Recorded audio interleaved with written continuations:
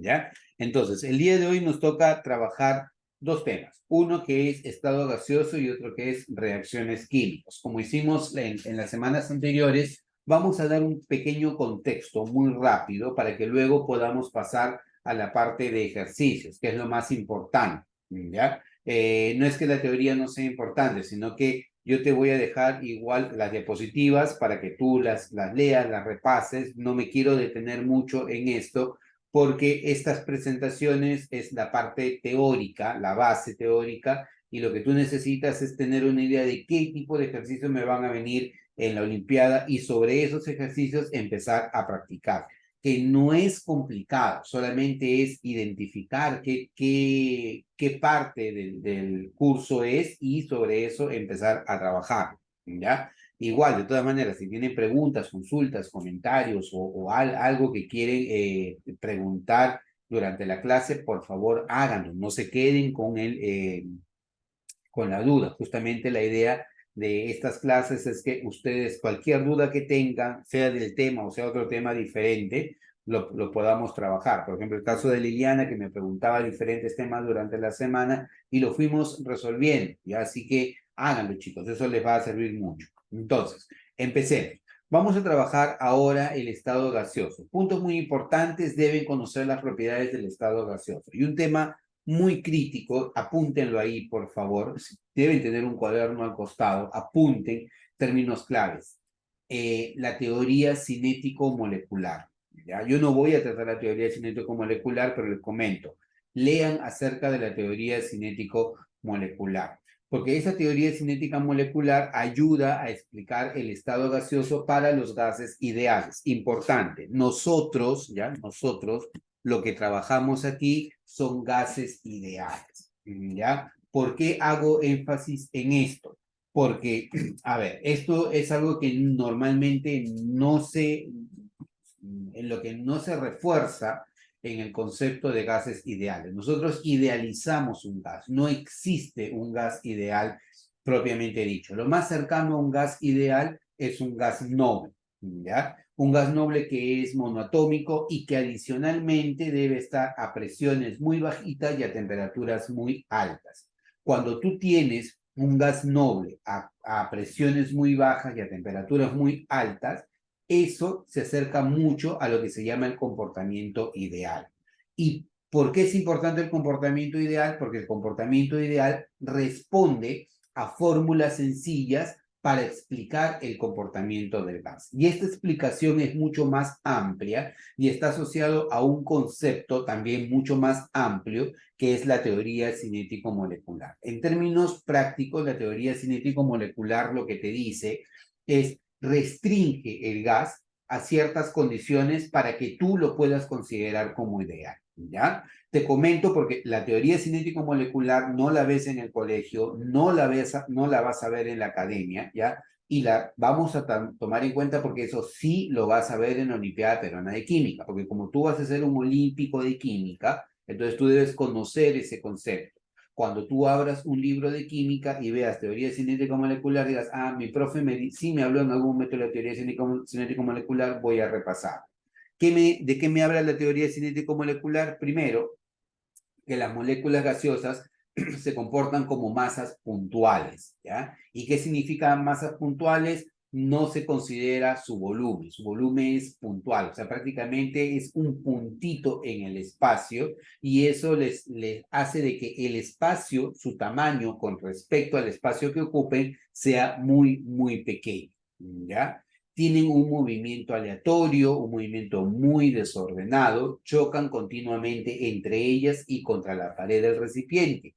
Y algo muy importante que pasa es que cuando las partículas gaseosas colisionan contra la pared del recipiente, los choques son elásticos, ¿ya? Esto en física significa que si el choque es elástico, la energía antes y después del choque es la misma. ¿Ya? No cambia esa energía, ¿sí?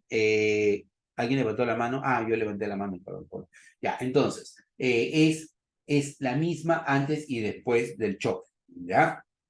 Las partículas gaseosas no interactúan nunca entre sí, ¿ya? No se atraen, no se repelen. El único momento en que ellas interactúan es cuando colisionan entre sí, cuando chocan entre ellas.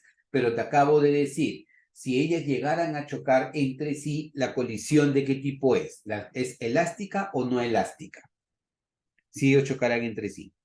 ¿De qué tipo es la colisión? Elástico. Es una colisión elástica. ¿Y qué significa que la colisión sea elástica? Significa que la energía antes y después del choque se mantiene, o sea, no se pierde la energía, es la misma. Por alguna razón, ¿y cómo hago para...? Qué raro. Vale. Entonces la energía no cambia. Y entonces, la presión que ejerce un gas va a estar relacionada con las colisiones del gas contra la pared del recipiente. Eso es muy importante. Y otro punto muy importante es que la energía cinética del gas va a estar directamente relacionada con su temperatura absoluta. Y pregunto, cuando hablo de temperatura absoluta, ¿la temperatura en qué unidades se mide? Si es temperatura absoluta. Kelvin. En Kelvin. Excelente, Marcos. Entonces, cuando nosotros hablamos de temperatura absoluta, se mide en Kelvin. ¿Y por qué está involucrado la temperatura absoluta? Porque la temperatura te da una medida del grado de agitación o movimiento molecular, ¿ya? Y ese grado de agitación o movimiento molecular lo puedes visualizar mucho mejor cuando hablas de las escalas absolutas. ¿Y cuáles son las escalas absolutas? Dos típicamente, la escala Kelvin y la escala Rankine. La escala Kelvin es la escala internacional, la escala aceptada en el sistema internacional. En cambio, la escala Rankine es una unidad de ingeniería, pero ambas son escalas absolutas y lo vamos a ver acá muy brevemente. ¿Y por qué se le llaman escalas absolutas? Porque tienen un punto de partida que se llama el cero absoluto. El cero absoluto es el punto de partida de todas las escalas absolutas. Si la temperatura me mide el grado de agitación molecular, significa que en el cero absoluto, teóricamente, no existe nada de agitación molecular, ¿de acuerdo? Entonces, hagamos un breve repaso de lo que significa los gases inicialmente. Primero, cuando hablamos de un gas, el gas con el que nosotros vamos a trabajar en el papel, ¿qué tipo de gas es? ¿Un gas ideal o un gas no ideal? Ideal. Un gas ideal, ¿ya? Existen los gases ideales, no existen los gases ideales, ¿ya? Lo más cercano a un gas ideal podría ser un gas noble, ¿ya? A muy bajas presiones y a muy altas temperaturas. Pero mientras a mí no me digan lo contrario, yo no me complico la vida. Los mortales son así, tú dices, ya, todo gas es un gas ideal, no me voy a poner a discutir contigo la teoría científica molecular. Consideremos que es un gas ideal. Si es un gas ideal, tiene que cumplir con los criterios de la teoría cinético-molecular. ¿Qué me dice la teoría cinético-molecular? Que cuando yo hablo de un gas ideal, estos son masas puntuales, son puntitos, cuyo tamaño de la partícula es despreciable con respecto al tamaño o el lugar que ellos ocupan. Las partículas gaseosas nunca interactúan entre sí, no se atraen, no se repelen, ¿ya? Colisionan, pueden colisionar entre ellas y contra la pared del recipiente, pero ya sea que colisionen entre ellas o contra la pared del recipiente, la colisión es elástica. Eso quiere decir que la energía antes y después del choque permanece constante, ¿de acuerdo? Y la presión de un gas va a estar definida por las colisiones de la partícula gaseosa contra la pared del recipiente, ¿ya? Ahora, la temperatura o la energía cinética de las moléculas gaseosas va a estar directamente relacionada con la temperatura absoluta. Y como comentó Marco en algún momento, la temperatura absoluta se mide en Kelvin, ¿ya? ¿Por qué se le llama temperatura absoluta? Porque tiene como punto de partida al cero absoluto. ¿Y qué es el cero absoluto? El punto en el cual cesa todo tipo de movimiento molecular. Cuando hablamos de temperatura, la temperatura te mide el grado de agitación o de movimiento molecular. Entonces, si no hay movimiento molecular, la temperatura es cero, ¿de acuerdo? Esos son los criterios que tú debes tener en cuenta. Un sistema gaseoso es un sistema muy, pero muy ordenado o desordenado, chicos. Ah, eso mismo. Un sistema gaseoso es muy Desordenado. muy, pero muy desordenado, en extremo desordenado, ¿ya? Sin embargo, a pesar de ese desorden, es el estado que mejor se estudia, ¿ya? O mejores resultados tiene para su estudio. ¿Por qué razón? Porque gracias a que las partículas no se tocan entre sí, ¿ya? Es que tú puedes considerar que el comportamiento de una partícula es el comportamiento de todas las partículas. Entonces puedes asociar su comportamiento o el comportamiento de un gas a las partículas, al comportamiento de una sola partícula en promedio con respecto a todas, ¿ya? Entonces, estas son las características del gas ideal o de un gas. ¿Tienen preguntas, consultas, comentarios, chicos?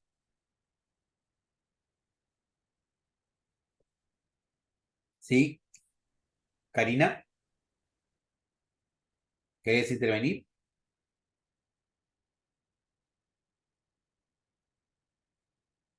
No, ya. A ver, un like para saber si es que se entendió.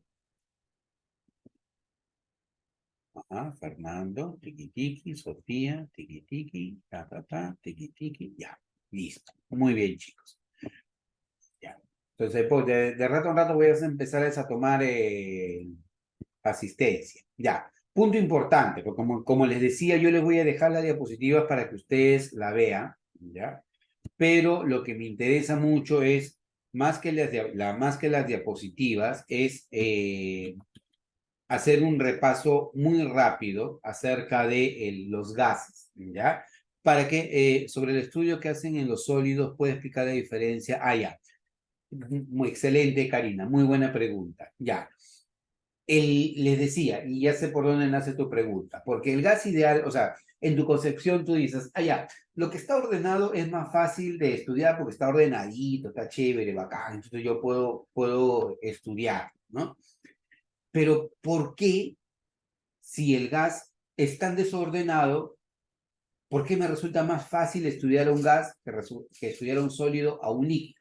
Bueno, es que recuerda, ¿ya? Recuerda, eso es lo bonito de la ciencia. ¿Sabes? Lo bonito de la ciencia es que te vuelves muy analítico. Y para que te vuelvas muy analítico tienes que preguntar, tienes que ser curioso, tienes que leer, ¿ya? Si tú preguntas, eres curioso y lees, vas a empezar a cuestionarte algunas cosas. Caso Karina que dice, oye, ¿y qué pasa con los sólidos?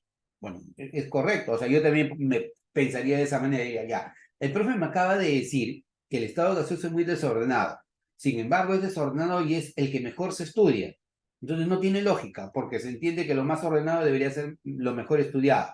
Sí, pero lo ordenado tú lo estás viendo a nivel macro.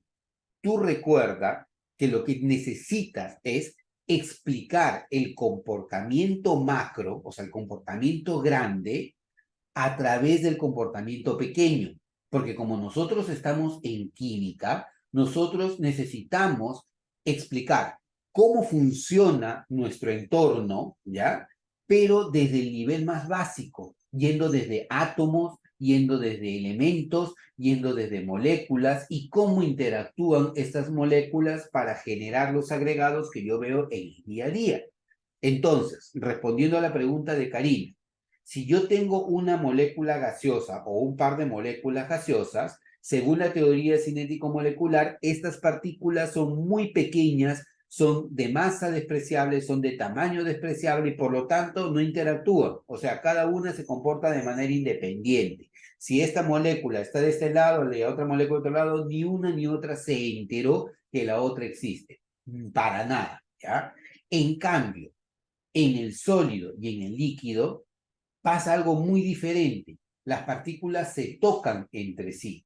Y como las partículas se tocan entre sí, el comportamiento de esta partícula no solo depende de esta partícula, sino depende de cómo interactúan las otras partículas con las que están a su alrededor. Eso quiere decir, si esta es una partícula que está como fase líquida, ya está dentro de un sistema líquido, el comportamiento de esta partícula va a depender de cómo interactúan todas las partículas que están a su alrededor. Entonces, eso se complica. ¿Por qué, profe? Porque mira, esta partícula, su comportamiento depende de todas las partículas que están a su alrededor. Pero la partícula que está a su alrededor, su comportamiento depende de las otras partículas y de la otra de las demás partículas. Entonces, no puedes aislar el comportamiento de una sola partícula con respecto a otras. Es por eso que el sistema gaseoso todavía es mucho más fácil, porque si tú aíslas a una partícula, dices, el comportamiento de esta partícula yo lo puedo asociar a todas las demás partículas. Por lo tanto, se presta a que tú puedas crear un modelo, ¿ya? El gas ideal es un modelo que corresponde a la teoría cinético-molecular. En cambio, en los sólidos y en los líquidos no pasa eso, chicos. En los sólidos y en los líquidos es completamente tremendo y si que tú decides, por ejemplo, estudiar ingeniería en algún momento, por ejemplo, estudiar ingeniería química o petroquímica o ingeniería de repente industrial o ingeniería de mecánica de fluidos, que ya hay una carrera de esas en San Marcos, es una locura porque ahí te vas a dar cuenta que los sólidos y los líquidos tú necesitas estudiarlos, porque vas a ser ingeniero, porque vas a trabajar con sólidos, vas a trabajar con líquidos, no solamente vas a trabajar con gases. Entonces, ¿cómo yo puedo establecer el comportamiento de un sólido o de un líquido? Es más, o sea, a mí me gustaría saber cómo es que se comporta el agua que va a través de un río. No sé si va a ser un comportamiento turbulento, si va a ser un comportamiento laminar. Es un estudio mucho más profundo. ¿Por qué? Porque en los sólidos y en los líquidos las partículas interactúan entre sí. Por lo tanto, yo debo crear modelos mucho más avanzados para poder tratar de explicar su comportamiento. No es tan fácil que en un líquido tú encuentres una fórmula que te defina el comportamiento de un líquido. No, eso no va a pasar. Lo que vas a encontrar son modelos que van a depender mucho del tipo de líquido y de muchos parámetros que tú tienes que estudiar, ¿ya? Eso responde a tu pregunta, Karina. Karina. Uy, ya, listo. Pensé que habías colapsado, Karina. Listo. Entonces, le decía, volviendo al estado gaseoso, ¿ya? En el estado gaseoso depende de 4 variables, ¿ya? Eso grábalo, lo metes en la cabeza. 4 variables. Presión, volumen, temperatura y número de moles. Presión, volumen, temperatura y número de moles, ¿ya? El número de moles está relacionado con la cantidad de gas. Ya nosotros habíamos hablado en su momento del número de moles. ¿Ya? Cantidad de gas, acuérdate del número de Avogadro, el número de moles se halla dividiendo la masa entre la masa molar, ¿no? Y el número de Avogadro equivale a 6,02 por 10 a la 23. ¿Ya? El otro criterio es la presión, que lo acabamos de ver, que se relaciona en un gas como las colisiones del gas contra la pared del recipiente. Y esas colisiones son elásticas. ¿En qué unidades se mide la presión? Hay muchas unidades, pero las típicas es medirla en atmósfera o en milímetros de mercurio. Al milímetro de mercurio y torr es lo mismo. Torr viene de Torricelli, ¿ya? Ahora, la presión que nosotros vamos a trabajar siempre va a ser la presión absoluta. Mientras a ti no te digan lo contrario, la presión va a ser la presión absoluta. Pero esa presión absoluta, ¿ya? Viene de sumar la presión barométrica más la presión manométrica. A mí siempre me complicó la vida estos términos porque, digo, ¿qué pasó? La presión barométrica es la que se mide con un barómetro. ¿Ya? Mira, la presión barométrica es la que se mide con un barómetro, mientras que la presión manométrica es la que se mide con un manómetro, ¿ya? Un manómetro, por ejemplo, es ese relojito que tú encuentras encima de un extintor. Si has visto un extintor, hay algo así como un relojito, ¿ya? Eso es un manómetro que te mide la presión, ¿no? La presión que tiene el gas en el interior, ¿ya? Y un barómetro es diferente. El barómetro te mide la presión atmosférica, ¿ya? Pasa que la presión total a la que está sometido un cuerpo es la suma de la presión barométrica más la presión manométrica. Por ejemplo, si tú decides hacer buceo y te sumerges, ponte 10, vamos a poner 5 metros debajo del nivel del mar, tú estás soportando la presión de la columna de agua del mar, ¿no? Y estás soportando la presión atmosférica. Entonces, tu presión total que soportas es la presión de la columna de agua, la manométrica, más la presión atmosférica, la presión barométrica, ¿ya? Esto es algo que te lo terminan detallando en las preguntas o en las lecturas, ¿ya? Mientras a ti no te digan lo contrario, ¿ya? Tú vas a considerar que siempre estás trabajando con la presión barométrica, la presión absoluta, que es la suma de la barométrica más la manométrica. No te compliques la vida, llegado el momento que veamos los ejercicios, ni siquiera te vas a tener que cuestionar eso, pero te lo tengo que comentar para que conozcas la teoría, para que conozcas cómo se maneja, ¿ya? El volumen del recipiente o el volumen de un gas viene a ser todo el volumen del recipiente. Un gas no ocupa parte del volumen, sino un gas ocupa todo el volumen del recipiente, ¿ya? Sus unidades clásicas es el litro, ¿ya? O el metro cúbico. En el sistema internacional es el metro cúbico. La unidad de presión en el sistema internacional es el pascal, ¿ya? El pascal, kilogramo por metro cuadrado, ¿ya? Perdón, newton por metro cuadrado. Esa es la unidad de presión. El volumen es en metros cúbicos, pero nosotros utilizaremos típicamente litros. La temperatura te mide el grado de agitación molecular, ¿ya? Si no hay agitación molecular, ¿cuánto vale la temperatura, chicos? Se los he comentado más de una vez el día de hoy. Si es que no hay agitación molecular, ¿cuánto vale la temperatura? Cero. Excelente, Sofía. Y a ese cero es lo que se le conoce como el cero absoluto, el punto en donde cesa todo movimiento molecular. Y es el punto de partida de las escalas absolutas. ¿Cuáles son las escalas absolutas típicas? Kelvin y Rankine. En el sistema internacional, Kelvin. En el sistema inglés, Rankine. ¿De acuerdo? Entonces, eso es con respecto a los gases. Ahora, vayamos. Ya. Dos conceptos importantes. ¿Ya? Uno es las condiciones de Avogadro y otro son las condiciones normales. Cuando te digan condiciones de Avogadro, significa que dos gases están en las mismas condiciones de presión y temperatura. ¿Ya? Cuando me digan a mí condiciones de Avogadro, la misma presión y la misma temperatura. Dos gases diferentes, por ejemplo, nitrógeno e hidrógeno, ambos a una atmósfera y ambos a 10 grados Celsius, por ejemplo. Están en condiciones de Avogadro porque tienen la misma presión y tienen la misma temperatura. Pero condiciones normales son condiciones de Avogadro, pero con una presión y una temperatura específica. Por ejemplo, si yo te digo condiciones normales, significa que un gas se encuentra a una atmósfera de presión y a 0 grados Celsius, que es lo mismo 273 Kelvin. ¿Por qué es importante estas condiciones normales? Porque todo gas en condiciones normales ocupa un volumen de 22,4 litros, ¿de acuerdo? Y esto de acá es muy, muy importante porque pareciera que no tuviera mucha importancia, pero lo tenemos en el día a día.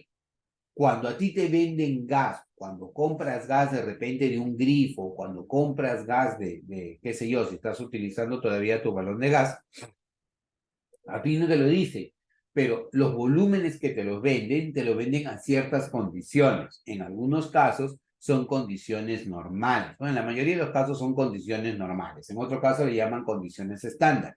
Pero sea cual sea el caso, son condiciones de referencia. ¿Por qué? Porque acuérdate que un gas depende de 4 variables. Por favor, escriban en el chat cuáles son las 4 variables de las que depende un gas. Escriben en el chat cuáles son las 4 variables de las que depende un gas.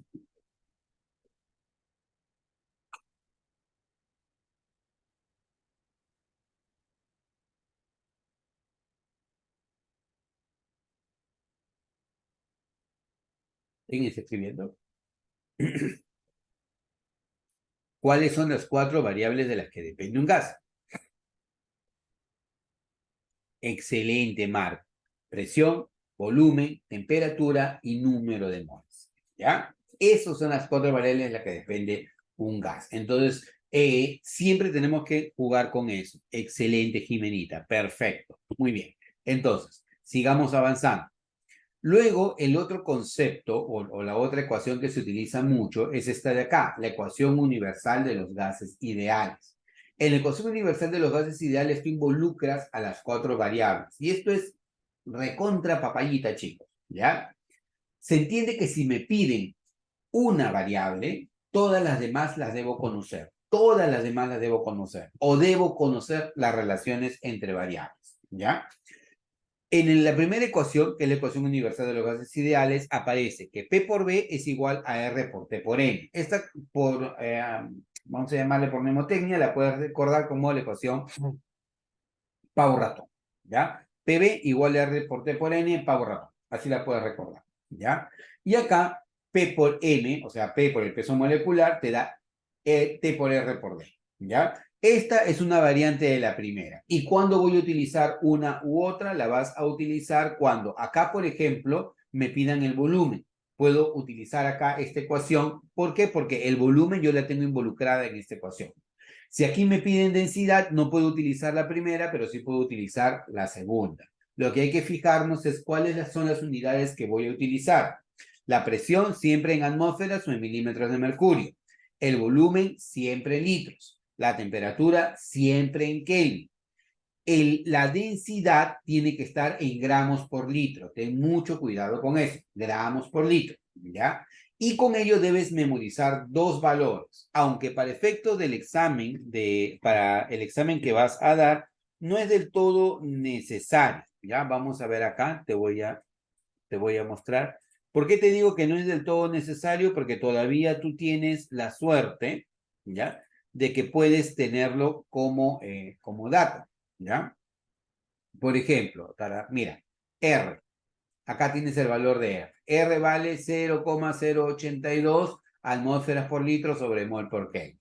No te lo dan en milímetros de mercurio, pero podrías tú deducirlo. O sea, si no lo tienes de acá, lo puedes deducir. Incluso, mira, te dan la ecuación universal de los gases ideales. PV es igual a T por R por N, ¿no? Entonces, los datos están.